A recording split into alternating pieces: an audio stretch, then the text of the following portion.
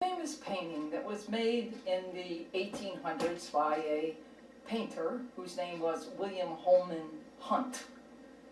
And this painting became known as Jesus, the Light of the World. And since that time, this painting has been replicated in different ways throughout history and in different formats. But the original painting has a stirring message that the other ones don't seem to capture.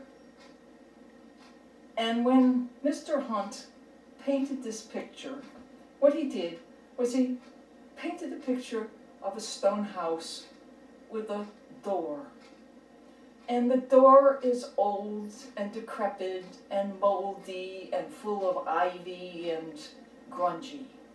Yes, it is a grungy door. And then he paints a picture of Jesus standing outside that door, looking in, as though he wants to come in. And he's carrying a lantern with the light.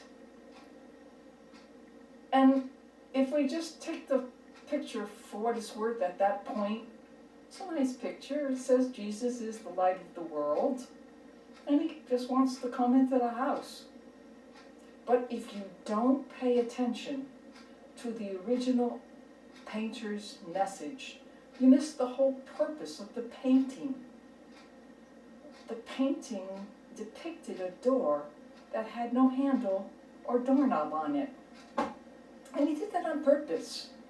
Because what happened was he was trying to say that, inside that door is grunge and mold, and it's probably smelly because it hasn't been opened in years, it hasn't been opened to fresh air, and it's dark.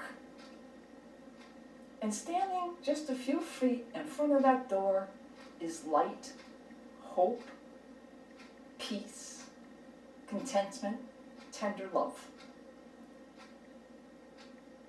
But because the door has no doorknob, Jesus can't come in. And Jesus will never, ever force himself on any of us, because forced love isn't love. Forced love is abuse. Free love, in terms of the kind of love that we have from God, is unconditional. It's freely given, no strings attached. It's 100% other. And Jesus stands at that door, and he's willing to offer that love with all that it entails to the person behind the grungy door. But if the door isn't opened by the person on the other side, he prefers to live in the grunge. He will never see the light or the fresh air of the Spirit in his soul. Now, we all, sorry to say, live sometimes behind grungy doors. We live in darkness, and we live in misery. Our lives are spiritually moldy, and they're smelly. And we have the light right outside our door. All we have to do is open the door by pushing it out. But why don't we? Because sometimes it's easier to live in the darkness than it is to accept the light. Because if we accept the light, when we lived all that time in darkness, we might have to change. And somehow we all don't like change. We're being offered eternity, light, and life, but we choose darkness and grunge. Why?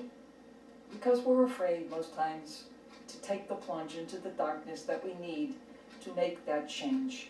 We all live with a sense of apprehension and fear that we don't know what's out there. So rather than venture out there, we prefer to stay where we are, in the darkness. But Jesus raises his hands. He's holding the light. He wants you to come out. He wants you to be with him. He wants you to be part of his life. But he can't do that unless you open the doors of your soul and you open your heart to him. It's your choice. You have free will. You can choose to stay in the darkness behind that grungy door with no handle, or you can open it up to the spirit, to life. That's up to you. It's your choice. So make that choice. And the next time the painter comes around and he wants to paint that scene again, the door will be wide open and the light will be coming from inside out.